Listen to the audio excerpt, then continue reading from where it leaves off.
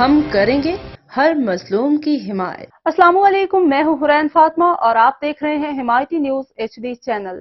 نظر ڈالتے ہیں آج کی اہم خبروں پر۔ بھینس کالونی میں جوا سٹہ کی بڑے پیمانے پر موکلیں بانٹنا شروع کر دی۔ میاں بیوی ہے غلام کی وائف جو گھر میں جوا سٹہ کھلے عام چلاتے ہیں اور یہ غلام کا سالہ وقار منشد کوٹ چرس اور آئس ایرون کل چلاتا ہے۔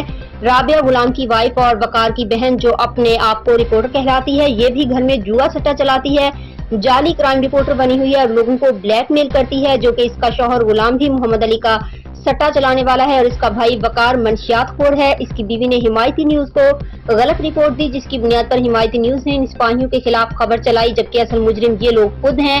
حمایتی نیوز کو اور حمایتی نیوز کے CEO کو گمراہ کرنے کے بعد جب پتا چلا کہ ان لوگوں نے ان سپاہیوں سے بھاری رشوت طلب کی ہے، ہم SHO سکھن اور SSP ملیر سے یہ مطالبہ کرتے ہیں کہ جعلی صحافی پر مقدمہ درج کیا جائے اور اس کے خلاف کارروائی کی جائے۔ CEO نظر حمایتی تھانہ محسن کی حدود بھینس کالونی کے سب سے بڑے جوا سٹہ ان کو محمد علی کو 1,10,000 میں پورا استحسن حوالے کر دیا۔ سکھن کی حدود 4 نمبر بھینس کالونی میں جوئے اور سٹے کا دھندا غلام حسین DSP سکھن بھی ملوث ہے، کرندے نے سنبھالا ہوا ہے۔ کراچی سے رپورٹ احمد دین حمایتی کی۔ ملیر تھانہ سکھن پولیس نے بھینس کالونی میں جوا سٹے کی بڑے پیمانے پر سویس بنانا شروع کر دی۔ تھانہ مسلحین کی حدود بھینس کالونی کے سب سے بڑے جوا سٹہ ڈان محمد علی کو 1,10,000 میں پورا سلمن حوالے کر دیا۔ ذرائع کے مطابق محمد علی کے نئے کاروبار اس کے کرندے سنبھال رہے ہیں۔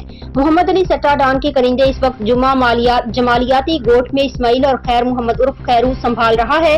تھانہ محسن کی حدود 4 نمبر بھینس کالونی میں جوئے اور سٹے کا دھندا طارق نامی کارندے نے سنبھالا ہوا ہے۔